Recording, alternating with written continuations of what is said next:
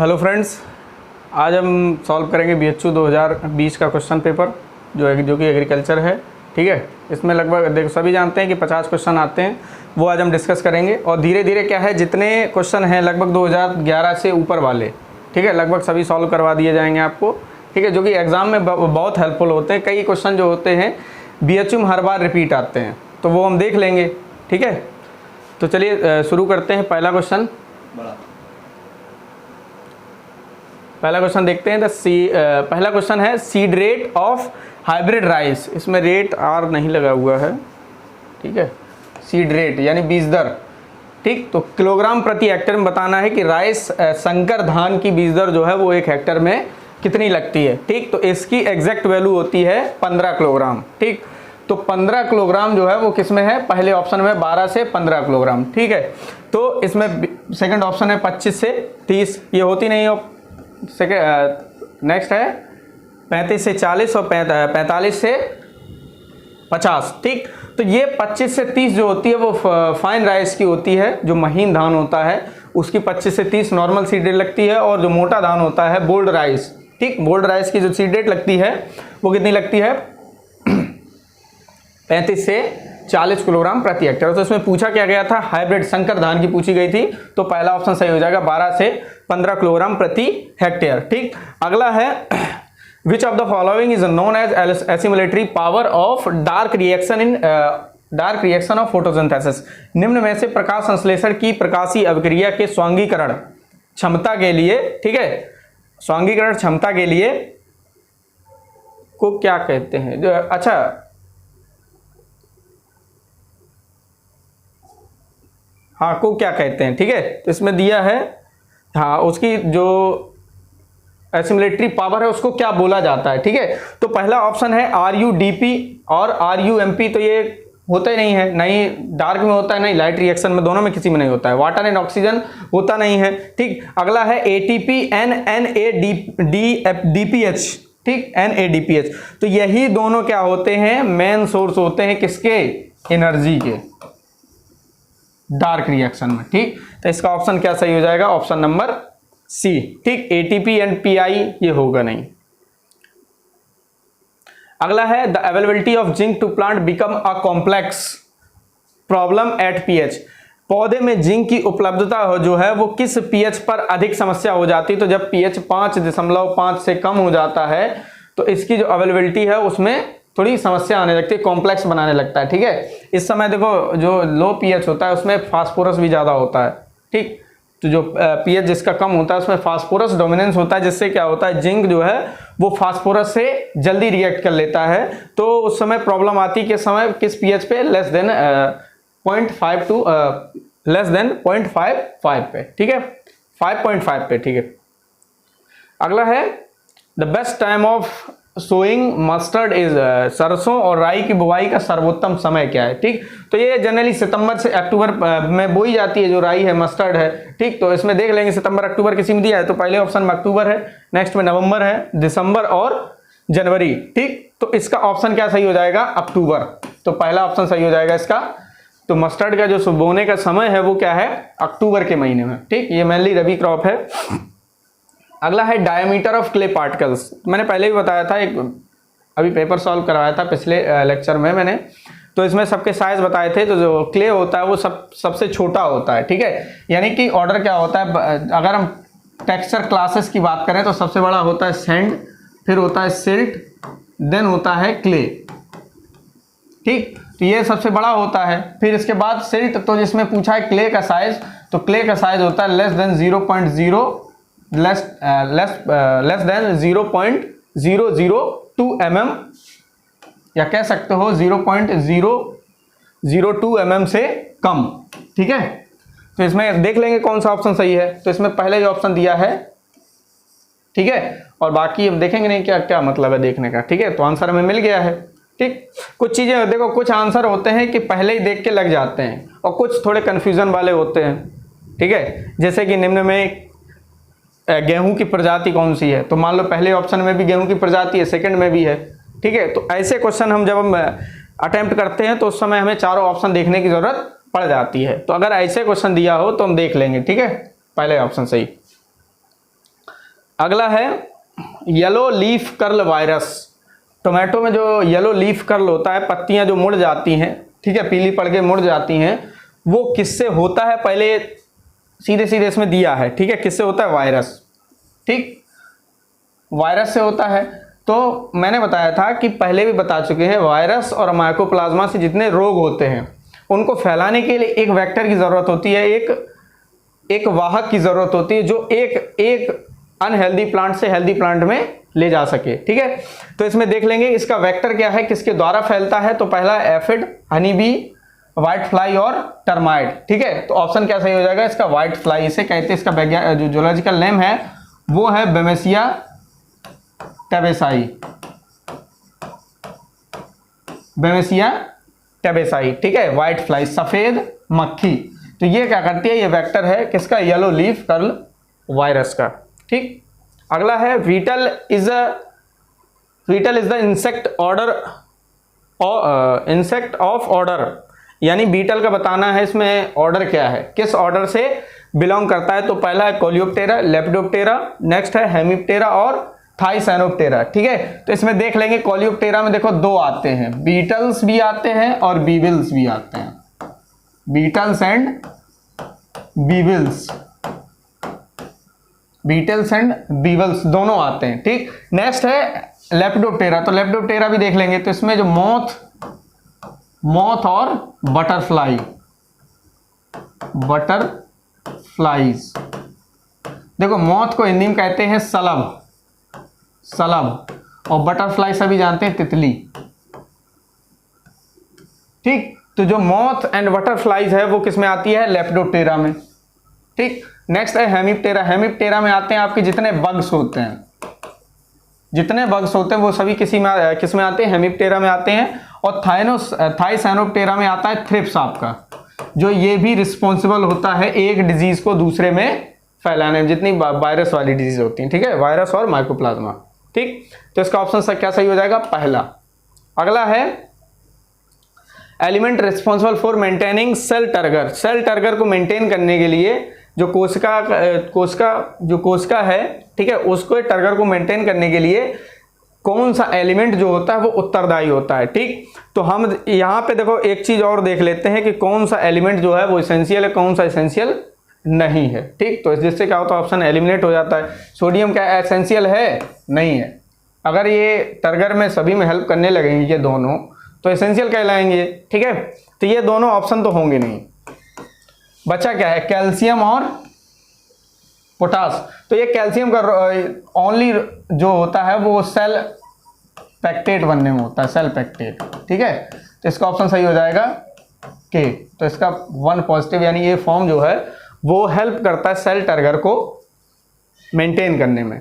और इसका रोल क्या है? जो स्टोमेटा होते हैं उनके मूवमेंट में भी होता है, खुलने तथा बंद होने में सहायक होता है। ठीक है, अगला है, तो इसका ऑप्शन सही हो जाएगा D. Headquarter of central Agmark laboratory. Agmark की जो लैब है वो कहाँ पे है? केंद्रीय एग्मार्क लैब या लेबोरेटरी या वेधशाला, सॉरी प्रयोगशाला। ठीक है, कहाँ है? नई दिल्ली, अहमदाबाद, लखनऊ या नागपुर। ठीक, तो इसकी वेधशाला जो प्रयोगशाला जो है वो कहाँ है? नागपुर, महाराष्ट्र। ठीक, तो एग्मार्क जो है वो इंडिकेट करता है आपकी दो चीजों को, प्योरिटी एंड क्वालिटी। ये क्वेश्चन पूछा गया बीएचयू पिछले में। ठीक है, प्योरिटी एंड क्वालिटी को डिनोट करता है ये। ठीक, तो ये हम याद रखेंगे। और इसकी स्थापना जो हुई थी एग्मार्क की, एग्रीकल्चर मार्केटिंग, इसका जो पूरा नाम होता है एग्मार्क का एग्रीकल्चर मार्केटिंग। ठीक, तो इसकी जो स्थापना हुई थी वो हुई थी 1937 में, 1937 में। ठीक, तो इतनी चीजें हम इसमें याद रखेंगे। तो ऑप्शन कौन सा सही हो जाएगा? चौथा। ओलरीकल्चर इज रिलेटेड विद फ्लावर। पहले वीडियो में भी ये डिस्कस कर चुके हैं ओलरीकल्चर क्या होता है। ठीक है, देखो रिपीट हुआ कि नहीं? 19 में भी आया था और ये 20 में भी दिया गया है। ठीक, तो देख लेंगे फ्लावर्स के अध्ययन को क्या कहा जाता है? फ्लोरिकल्चर। तो ये तो होगा नहीं, फ्लोरिकल्चर। फ्रूट्स के अध्ययन को क्या कहा जाता है? पोमोलॉजी। वेजिटेबल्स के अध्ययन को क्या बोला जाता है? ओलरीकल्चर। और दोनों ही आते हैं आपके हॉर्टिकल्चर के अंतर्गत, और पल्स के अध्ययन को कुछ कहते नहीं। अगला क्वेश्चन है the most popular fertilizer for foliar application, परडी छिड़काव के लिए निम्न में कौन सा जो उर्वरक है वो लोकप्रिय है, यानी कि कौन सा परडी छिड़काव के द्वारा हम दे सकते हैं। ठीक, तो पहला ऑप्शन है पोटेशियम, सेकंड है फास्फेट, थर्ड है यूरिया और फोर्थ है अमोनियम। अमोनियम इतना ही लिखा है इसमें, ठीक है, कोई भी ले लो, अमोनियम सल्फेट ले लो। ठीक है, तो कौन सा हम फोलियर एप्लीकेशन के द्वारा दे सकते हैं, तो हम सभी जानते हैं जो यूरिया है, सिर्फ इसी को हम फोलियर एप्लीकेशन के द्वारा हम अप्लाई करते हैं। तो जो सोल्यूशन रहता है वो रहता है 2 से 2.5% का। ठीक है, 2 से 2.5% का सोल्यूशन बनाते हैं और इसे स्प्रे कर देते हैं। ठीक, और इस एक चीज़ और याद रखेंगे, जब हम परडी छिड़काव करते हैं तो इसमें यूरिया में एक टॉक्सिक केमिकल पाया जाता है जिसे कहते हैं बाईयूरेट, जो रसायन पाया जाता है बाईयूरेट पाया जाता है। ठीक है, तो वो ध्यान में रखते हैं जब हम परडी छिड़काव करते हैं तो बाईयूरेट जो होना चाहिए वो, ये पहले भी हम बता चुके हैं, लेस देन 0.5% से कम होना चाहिए अगर हम परडी छिड़काव कर रहे हैं। तो अगर हम ब्रॉडकास्टिंग कर रहे हैं जैसे कि नॉर्मल मेथड से जब करते हैं परडी छिड़काव या प्रिंस के रूप में दे रहे हैं, तो बाईयूरेट कब होना चाहिए 1.5 से कम, यानी 1.5% से कम। अगर हम परडी छिड़काव कर रहे हैं तो इससे कम। अगर सेंसिटिव क्रॉप में दे रहे हैं, जो संवेदनशील फसलें हैं जैसे कि सिट्रस, पाइनएप्पल, ठीक है, इनमें दे रहे हैं तो 0.25% से कम होना चाहिए बाईयूरेट। ये 2-3 चीजें हैं, याद रखनी है आपको। ठीक, निम्न में से कौन सा जोड़ा सही नहीं है, यानी गलत पेयर हमें चूज करना है। तो पहला कुस्कुटा स्टेम पैरासाइट होता है, सही बात है। नेक्स्ट है चन्नर रूट पैरासाइट होता है, ये भी सही बात है। ठीक, ऑर्किड्स जो होता है एपीफाइट मतलब एक पौधे दूसरे पौधे पे सरवाइव करना या उसके डिपेंड रहना उस पौधे पे, तो ये जो ऑर्किड्स होता है वो एपीफाइट होता है, ये भी सही बात है। नेफेंथीज क्या होता है, हाइड्रोफाइट, ये गलत है। ठीक, तो ये मिल गया। नेफेंथीज जो होता है वो डेजर्ट में होता है, सूखे में होता है, हाइड्रोफाइट तो हो ही नहीं सकता। ठीक है, तो क्या हो जाएगा इसका, डी ऑप्शन सही हो जाएगा। अगला है the practice of raising grazing livestock such as cattle और sheep for meat and wool production. Wool is known as, मांस या ऊन के लिए, मवेशी या भेड़ जैसे पशुधन को चराने के लिए, क्या दिया है, चराने के लिए, ग्रेजिंग। ठीक, के व्यवसाय को क्या कहा जाता है या जाना जाता है, सिल्वीकल्चर जो होता है फॉरेस्ट से रिलेटेड है, वनों के अध्ययन को सिल्वीकल्चर कहा जाता है, तो ये तो होगा नहीं। पर्माकल्चर सस्टेनेबल एग्रीकल्चर के अंतर्गत आता है, या पर्माकल्चर या परमानेंट कल्चर। ठीक है, सस्टेनेबल एग्रीकल्चर के अंतर्गत आता है, तो इससे पशुओं का कोई संबंध नहीं है। अगला है रांसिंग या रेंचिंग जिसे कहते हैं। ठीक, तो यही जो प्रोसेस होती है रेंचिंग, या कह सकते हो ग्रासेस में या ग्रासलैंड एरिया में पशुओं को चराने की जो क्रिया है वो क्या कहलाती है, रेंचिंग कहलाती है। तो ऑप्शन यही सही हो जाएगा इसका, सी ऑप्शन। ठीक, तो ब्रीडिंग से कोई मतलब नहीं है, ठीक है, इसका चराने का। अगला है white rust is an important, सफेद गेरुई या इसे कहते हैं सफेद फफोला रोग। इसका एक नाम और है व्हाइट रस्ट का, इसे कहते हैं व्हाइट ब्लिस्टर, सफेद फफोला रोग। किसका मुख्य रोग है? ठीक, तो गेहूं, तो देखो जब रस्ट का नाम आता है तो गेहूं पहले आ जाता है, क्योंकि इसमें 3 तरह की रस्ट लगती हैं, तो ये व्हाइट नहीं होती, उसमें भी ध्यान रखेंगे। ठीक है, तो इसमें जो होती हैं वो येलो, ब्राउन और ब्लैक। ठीक, इनमें 3 प्रकार की रस्ट लगती है, लेकिन व्हाइट रस्ट नहीं लगती। कभी कभी क्वेश्चन ये भी पूछा गया है पेपर में, मैंने देखा था किसी पेपर में दिया है। ठीक है, जब अभी सॉल्व करवाएंगे तो उसमें मिल जाएगा कि निम्न में बताइए गेहूं में कौन सा रस्ट नहीं लगता है। ठीक, तो ऑप्शन में 1 में व्हाइट रस्ट दिया था, बाकी 3 में ये तीनों रस्ट थे। ठीक, ये भी देखना है हमें, तो रस्ट को देख के हम ये नहीं लगा देंगे कि व्हीट होगा, तो पहला ऑप्शन नहीं होगा। नेक्स्ट है मस्टर्ड, तो जितने देखो मस्टर्ड फैमिली के जितने भी मस्टर्ड फैमिली वाले होते हैं, जैसे ये आता है क्रूसीफेरी के अंतर्गत। ठीक है, क्रूसीफेरी या ब्रेसिकेसी के अंतर्गत जितने पौधे आते हैं उनमें सभी में व्हाइट रस्ट लगता है। तो कभी क्या होता है कि इसकी नाम न देके किसी पर्टिकुलर फसल का, तो उसकी क्या करता है, फैमिली का नाम दे दिया जाता है। ठीक है, तो आपको सेलेक्ट करना रहता है। ठीक, तो ये क्या सही हो जाएगा इसका, बी, बाजरा में रस्ट लगता नहीं है। ठीक, अगला है पाइनएप्पल को बोटेनिकली क्या कहते हैं, या इसके फल का प्रकार क्या है, सीधे सीधे। ठीक है, फल का प्रकार क्या है, पॉम, ब्लास्टा, ठीक है, बेरी या सोरोसिस। ठीक है, तो जो पाइनएप्पल का फल का प्रकार होता है वो बेरी होता है, तो ऑप्शन क्या हो जाएगा इसका, सी। अगला है गेस्टेशन पीरियड दिया है बफेलो का कितना होता है, 310 दिन, ठीक। अगला है photo respiration is inhibited by, photo respiration प्रकाशीय श्वसन जिसे कहते हैं, किसके द्वारा रुकता है या किसके द्वारा हम इसे रोक सकते हैं, इनहिबिट कर सकते हैं, ठीक है। तो एक केमिकल के नाम दिए हैं, याद करने वाले हैं, ठीक है, समझने वाले नहीं है, इसमें हम देख लेंगे। तो इसका ऑप्शन जो है वो सीधे सीधे ये है CMU और DCMU के द्वारा, ये दो रसायन है जिसके द्वारा फोटो रेस्पिरेशन की जो प्रोसेस है वो रोकी जा सकती है, ठीक है। बाकी कोई ऑप्शन इसमें सही नहीं, ऑप्शन नंबर सही क्या है, सी, ठीक। अगला है percentage of protein available in wheat grains, गेहूं के दाने में कितनी प्रोटीन की उपलब्धता होती है, कितनी प्रोटीन पाई जाती है, ठीक है। तो अगर हम देखा जाए तो जो गेहूं है उसमें 8 से 15% तक प्रोटीन पाई जाती है। तो 8 से 15 तक हम देख लेंगे कोई ऑप्शन अगर हमें मिलेगा, ठीक है। तो पहला 28 से 30 ये बहुत ज़्यादा होगी, जितनी भी सीरियल हैं उनमें लगभग एवरेज इतनी होती है, लगभग 10 से 12 तक, ठीक है। बाकी इसमें 28 से 30 किसी में नहीं होती है। नेक्स्ट है 22 से 25, ये भी नहीं है। थर्ड है 15 से 20 और फोर्थ है 9 से 13। तो ये ऑप्शन सही हो जाएगा। अगर हम वैसे याद रखें तो 8 से 15% तक इसमें प्रोटीन पाई जाती है गेहूं में। अगला क्वेश्चन है which of the following crop helps in fixing atmospheric nitrogen in soil, कौन सी फसल मृदा में वायुमंडलीय नाइट्रोजन को बढ़ाती है या फिक्स करती है, स्थिरीकरण करती है, ठीक। तो ऑप्शन देखेंगे राजमा, शुगरकेन, राइस और मेज, ठीक। तो एक ही फैमिली के पौधे जो हैं जैसे लेग्यूमिनेसी,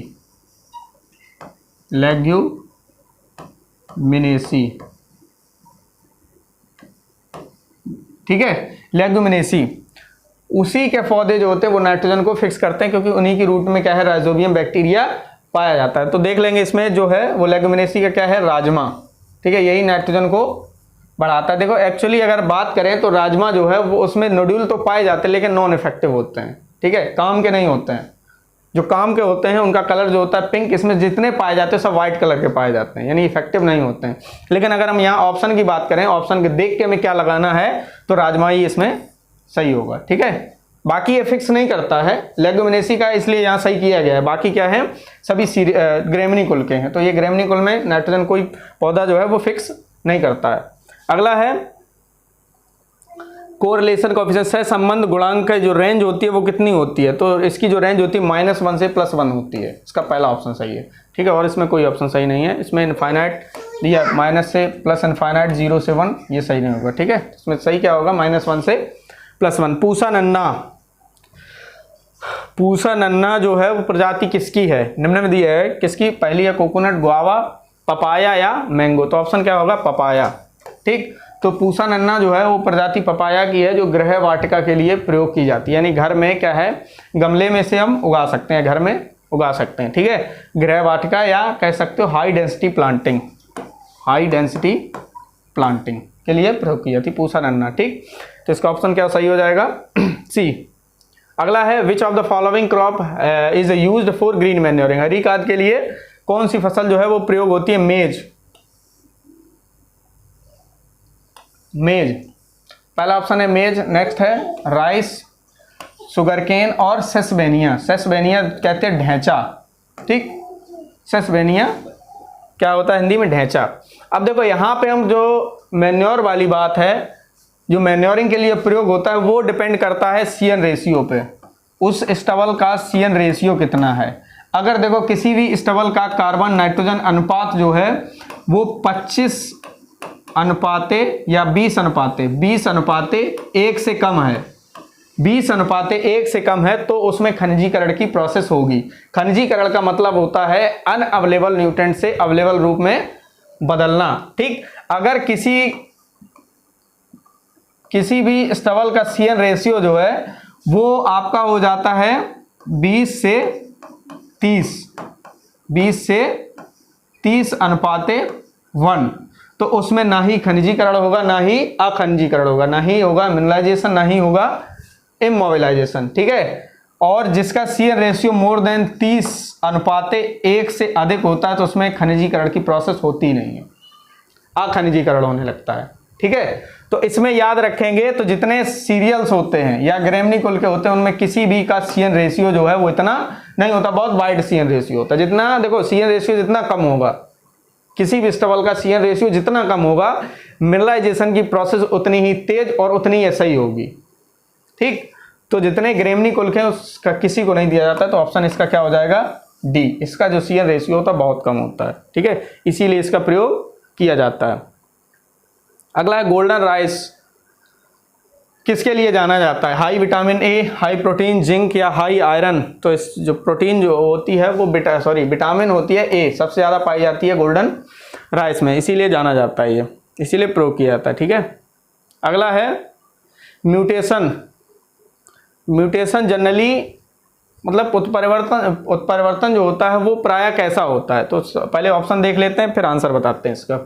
डोमिनेंट एंड हार्मफुल, प्रभावी एंड नुकसानदेह, recessive and harmful, dominant and useful, और रिसेसिव और यूजफुल। देखो म्यूटेशन जो होता है या किसी भी कह सकते हो किसी भी स्पीशीज में अगर सडन चेंज करा दिया जाए तो उसको ही म्यूटेशन बोला जाता है। ठीक, तो ये जो जनरली होता है वो रिसेसिव एंड हार्मफुल होता है, अप्रभावी और नुकसानदेह। अप्रभावी का मतलब होता है, देखो इसमें दो ही कैरेक्टर लिए जाते हैं, डोमिनेंट और रिसेसिव। डोमिनेंट का मतलब होता है F1 में उसके कैरेक्टर दिखाई दें, यानी उसके कैरेक्टर जो हैं जो हमारे पेरेंट के कैरेक्टर हैं वो F1 में एक्सप्रेस हों, तो वो डोमिनेंट है। ठीक, और रिसेसिव का मतलब होता है कि उसके जो कैरेक्टर है वो एक्सप्रेस ना हो F1 में। F1 हाइब्रिड होती है, जो हमारी जैसे कि दो प्रजातियों को मैंने क्रॉस कराया है। ठीक है, इसमें जो F1 आएगा, मान लो ये डोमिनेंट है, ये रिसेसिव है, अगर यहाँ पे जो रिसेसिव आएगा, जो F1 बनेगा उसमें रिसेसिव के कैरेक्टर नहीं दिखाई देते हैं। किस केस में, जब म्यूटेशन हम कराते हैं।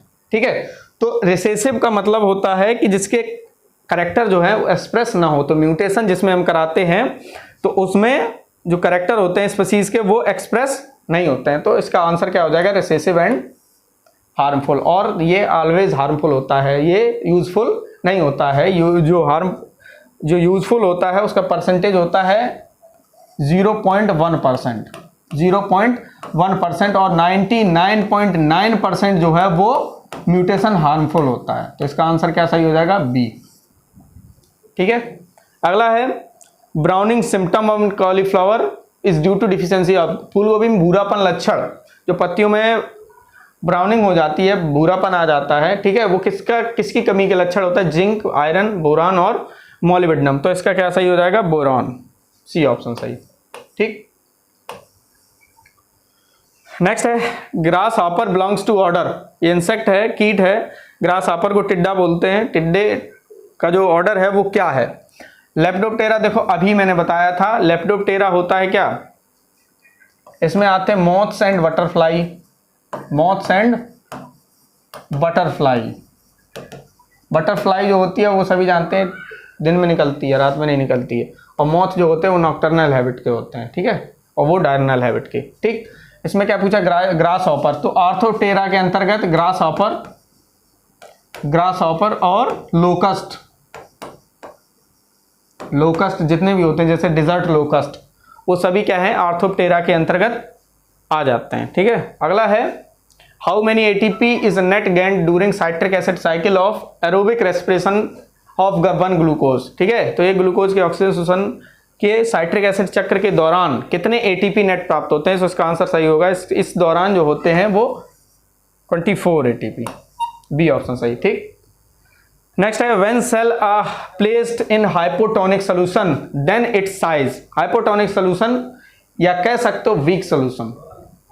अगर वीक सोल्यूशन में किसी सेल को रखा जाता है तो उसके साइज पे क्या प्रभाव पड़ता है, तो उसका साइज जो तो होता है वो बढ़ जाता है। ठीक है, तो ऑप्शन क्या होगा, बी।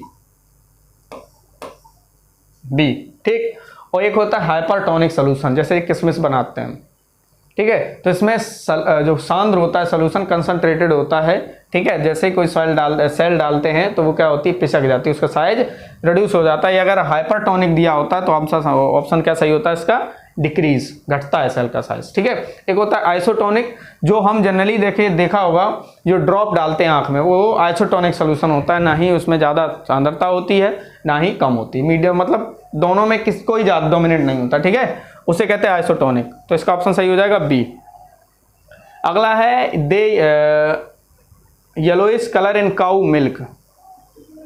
ठीक है, काऊ मिल्क का जो रंग है पीलापन वो किससे होता है? कैरोटीन के कारण। ठीक, तो option A. SRI cultivation is concerned with, तो एसआरआई जो होती है हिंदी में लिखते हैं इसे, कभी कभी श्री लिख के आ जाता है इसे, श्री विधि। ठीक, श्री विधि किससे संबंधित है? तो धान से संबंधित है। इस केस में क्या करते हैं, देखो इस केस में सीड रेट जो है, पहले सीड रेट समझ लेते हैं कितना लगता है। इस 6 से 7 किलोग्राम प्रति हेक्टेयर, और इसका पूरा नाम है system of rice intensification. System of rice intensification. इसमें सीड रेट बहुत कम लगती है। क्यों लगती है समझ लेंगे। जो देखो हिल होता है, हिल राइस में जो हिल्स होता है, हिल्स देखते हैं। हिल्स का मतलब होता है कि एक ग्रुप में कितने पौधे लगे हैं। एक ग्रुप में जब हम एक साथ पौधे लगाते हैं तो नॉर्मल मेथड से क्या है, हम 2 से 3 पौधे लेते हैं एक साथ। ठीक है, और इस मेथड में क्या है, एक हिल में सिर्फ एक ही प्लांट रहता है। एक हिल में सिर्फ एक ही पौधा रहता है, यानी 1 प्लांट पर हिल। तो जब एक हिल में एक ही पौधा रहेगा तो पौधों की संख्या क्या होगी? कम होगी। और दूसरी चीज है स्पेसिंग। स्पेसिंग इसमें रखते हैं 25 × 25 वर्ग सेंटीमीटर, यानी जितनी रो रखते हैं उतनी ही हम प्लांट रखते हैं। ठीक है, तो इस समय क्या होता है, हाँ, और जो सीड है वो सीड का साइज जो है इसी वजह से क्या हो जाता है, वो रिड्यूस हो जाता है। ठीक है, चलिए अगला क्वेश्चन देखते हैं हम।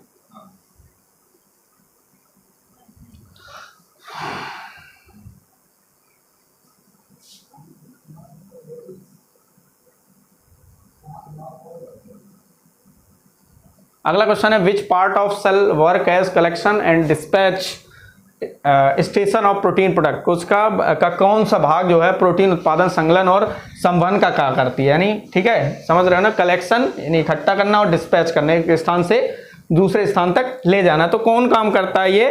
ठीक है, तो इसमें देख लेंगे जो गोल्जी बॉडी होती है, गोल्जी काय, यही ये काम करती है। प्रोटीन का कलेक्शन और डिस्पैच का काम होता है, बाकी ये नहीं है। ठीक है, इनका काम नहीं होता है। ठीक, अगला है एंथ्रेक्स डिजीज। अभी देखो पिछले वीडियो में मैंने डिस्कस किया था एंथ्रेक्स डिजीज किससे होता है, किस में होता है। ठीक है, तो anthrax disease in kettles, kettles में एंथ्रेक्स डिजीज जो है वो किससे होता है, किसके द्वारा होता है? वायरस, बैक्टीरिया, फंगस या म्यूटेशन। म्यूटेशन कराएंगे तो एंथ्रेक्स कहाँ होगा? ठीक है, म्यूटेशन कराने से कोई डिजीज नहीं होता है। ठीक है, बैक्टीरिया, तो बैक्टीरिया क्या है, बैक्टीरिया से एंथ्रेक्स डिजीज होता है कैटल में। तो आंसर क्या हो जाएगा इसका? बी। अगला है which of the following is a disc angle in plough.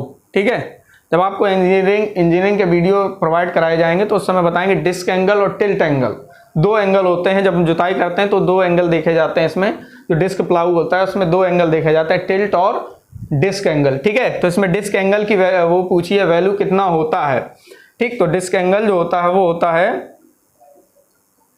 42 degree से 45 डिग्री। जो टिल्ट एंगल होता है ये होता है 15 से 25, टिल्ट एंगल। ठीक है, ऑप्शन क्या हो जाएगा इसका? सी। तो 2 एंगल होते हैं डिस्क और टिल्ट। तो डिस्क की वैल्यू होती है 42 से 45 डिग्री और टिल्ट एंगल की वैल्यू होती है 15 से 25 डिग्री। ठीक है, अगला है यूरिया के लगातार प्रयोग करने से मिट्टी पे क्या प्रभाव पड़ता है। ठीक है, continuous use of urea is max the soil, यानी लगातार हम जब यूरिया प्रयोग करेंगे तो सॉइल पे क्या प्रभाव पड़ता है। ठीक है, तो पहले इसका नेचर समझ लेंगे। तो जो यूरिया होती है वो किस नेचर की होती है? एसिडिक नेचर की होती है, अम्लीय प्रकृति की होती है। ठीक, तो जब हम किसी नॉर्मल सॉइल में लगातार जब यूरिया देते रहेंगे, अम्लीय प्रकृति की यूरिया देते रहेंगे तो क्या प्रभाव पड़ेगा? पीएच को क्या करेगी? ये घटाएगी, जनरली बात है घटाएगी। ठीक है, तो लगातार हम जब किसी सॉइल में यूरिया प्रयोग करते रहते हैं तो अम्लीय जो सॉइल है वो कैसी हो जाती है? अम्लीय हो जाती है। ठीक है, तो तभी एडवाइस दी जाती है कि भाई जितनी अम्लीय सॉइल हैं उनमें कोई भी एसिडिक फर्टिलाइजर या अम्लीय उर्वरक का प्रयोग नहीं किया जाता। हम ऐसे उर्वरक का प्रयोग करेंगे जो बेसिक या जिसका पीएच हो हाई हो, एल्कलाइन नेचर का हो, क्षारीय हो या बेसिक हो। ठीक है, जिससे क्या होगा? पीएच वो राइज करे न कि घटाए। ठीक है, तो इसका आंसर सही क्या हो जाएगा? पहला। अगला है yellow colour in turmeric caused by presence of, हल्दी में पीले रंग की उपस्थिति का कारण क्या है? पहला है बोरॉन, आयरन, क्यूरक्यूमिन या क्रोमोप्लास्टिड। ठीक है, तो ये ऑप्शन में क्या सही हो जाएगा इसका? B option, curcumin. ठीक है, इसके कारण पीला रंग होता है। ठीक, ये वर्णक होता है मेनली, जिसके कारण जो है वो आपकी हल्दी जो होती है वो पीले रंग की होती है। ठीक, और इसमें न्यूट्रेंट का कोई रोल नहीं होता कि कम ज़्यादा हो तो हल्दी का पीलापन जो है वो कम ज़्यादा होगा, ऐसा कुछ नहीं। ठीक है, अगर हाँ वर्णक वो कम ज़्यादा है तो फर्क पड़ेगा। What is the intercropping? Intercropping क्या है? देखो इसमें क्या है, टाइपिंग करते समय ये दो ऑप्शन जो हैं वो थोड़े सेम हो गए हैं इंग्लिश में, लेकिन हिंदी में थोड़े ठीक हैं। ठीक है, पहला पढ़ लेते हैं। दो फसली मौसमों के बीच की समयावधि, time period between two cropping season, क्या इंटरक्रॉपिंग होती है? ये नहीं होती है। ठीक है, it is growing of two or more crops in a random mixture. ठीक है, जब हम दो या दो से अधिक फसलों को उगाते हैं, ऐसे रैंडमली मिक्स कर देते हैं, तो इंटरक्रॉपिंग कहलाती है? नहीं कहलाती, ये कहलाती मिक्स्ड क्रॉपिंग। ठीक है, इंटरक्रॉपिंग में ये सही हो जाएगा, दो या दो से अधिक फसलों को निश्चित पंक्ति में उपज। ठीक है, ठीक, तो डेफिनेट रेशियो, मोर क्रॉप्स इन डेफिनेट रेशियो,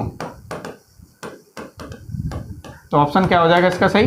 थर्ड। ठीक है, डेफिनेट रेशियो, एक निश्चित अनुपात में ये फसलों को बोया जाता है। अगला है, बंद कर दिएगा sir. Hybrid mango developed from cross Neelam गुणे अल्फांसो। नीलम गुणे अल्फांसो पिछले वीडियो में मैंने लेक्चर में डिस्कस किया था। नीलम गुणे अल्फांसो क्रॉस किसका है? ठीक है, तो ये किसका है? रत्ना, सी ऑप्शन सही है। ठीक है, रत्ना क्या होता है? नीलम गुणे अल्फांसो, पिछले में बता चुके हैं। आम्रपाली और भी हैं, मैं आम्रपाली हो गया आपका, ठीक है, मल्लिका हो गया, इसका क्रॉस हम बता चुके हैं। मक्का में सफ़ेद कलिका रोग किससे होता है? White bird. ठीक है, तो किससे होता है? न्यूट्रेंट पूछा है, ये डिसऑर्डर है मेनली वाइट बर्ड। ठीक है, किससे होता है?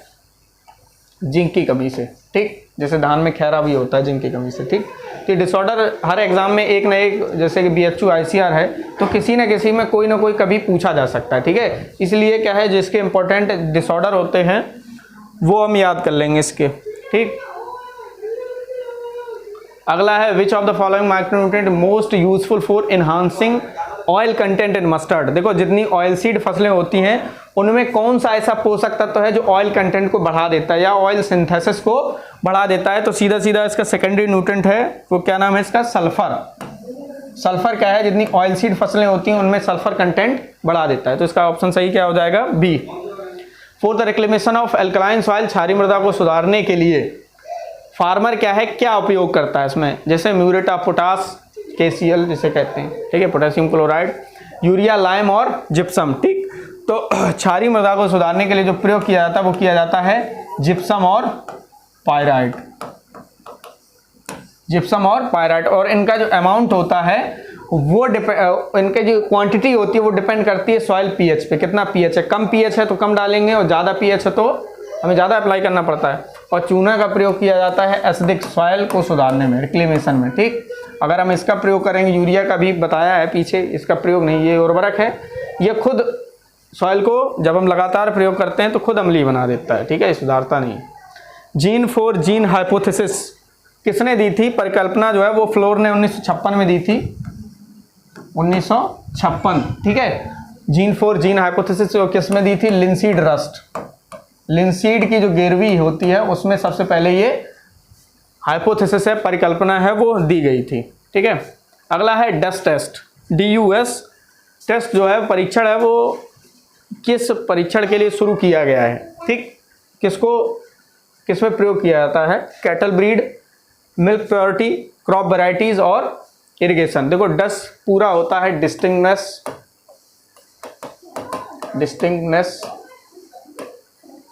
यूनिफॉर्मिटी और स्टेबिलिटी टेस्ट,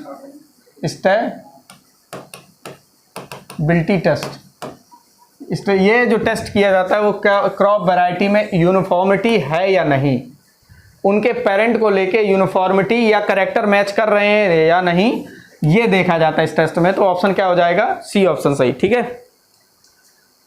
अगला है ओपन पॉलिनेशन टेक्स प्लेस, या ओपन क्रॉस दिया है, ठीक है, या पर परागण। पर परागण किस में होता है? मेज में होता है। ठीक है, किसकी वजह से? एक कंडीशन होती है डाइकोगेमी। डाइकोगेमी में क्या होता है, मेल और फीमेल जो है वो उनके जो मैच्योर होने के टाइम है उनमें कोई पहले हो जाता है, कोई बाद में होता है, ठीक है। इस वजह से क्या हो जाता है, इसमें क्रॉस पॉलिनेशन होता है। और बाकी जितनी भी फसलें हैं, राइस, व्हीट और पी, इसमें सभी में क्या होता है, सेल्फ पॉलिनेशन होता है। तो ऑप्शन क्या हो जाएगा, पहला सही, ठीक है। Which of the following suitable for light soil? हल्की मृदा क्या होती है? देखो, हल्की मृदा का मतलब होता है जिसमें सैंड ज़्यादा हो, बालू ज़्यादा हो, वो होती है हल्की मृदा।